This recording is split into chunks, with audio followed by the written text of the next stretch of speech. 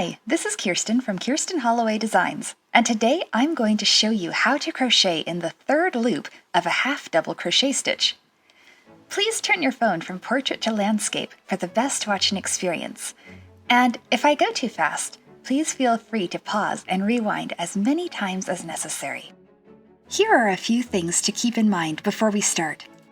This technique can be done in any weight of yarn and with any hook size. Almost any kind of crochet stitch can be worked into the third loop. When working this stitch, follow the gauge that the designer has listed in the pattern. And if you're not following a pattern, you may use the manufacturer's gauge information that can be found on the yarn label. Let's begin.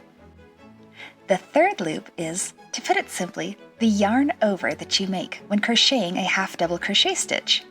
When you yarn over and then pull up a loop to begin a half double crochet stitch, keep an eye on where that yarn over goes. I've pointed it out with a needle in the following picture. Just a note, the third loop is not working in every third stitch where you skip 2 stitches between.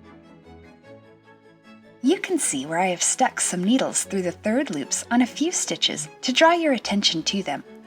When a pattern calls for you to work in the third loop, most of the time they mean this third loop at the back of the stitch. However, since the yarn over is visible on both the front and the back of the stitch, there is also a third loop at the front. You can see that it's a slightly diagonal bar that blends into the stitch itself. I've pointed a couple of them out to you with needles and some arrows. I've had many people think it's the front or back loop that is incorrectly being called the third loop, but as you can see, the pins don't go through either, and it is easy to see the front and back loops in the picture to your right. And when I flip my swatch forward, you can see my pins really are in the third loop at the back of the stitch in this picture.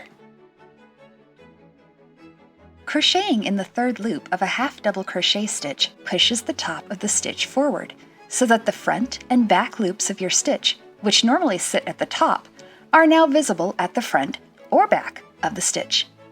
It creates a horizontal ridge of V shapes. This technique can be worked in the round or back and forth in rows. The horizontal ribbed texture that working in the third loop creates makes for a beautiful knit look accent with crochet. To create a knit look brim, simply chain the number of stitches you would like for the width of your ribbed band. Chain 1 to turn and work the first row of half double crochet as you would normally. Then work the stitches in each subsequent half double crochet row in that third loop. Repeat until that band fits around your head and then sew the ends together. After a while, your band should look like this. Thank you for watching this tutorial. You can find additional patterns that use this technique over on my site at KirstenHollowayDesigns.com. Please like and subscribe to my channel for more crochet videos. Thank you.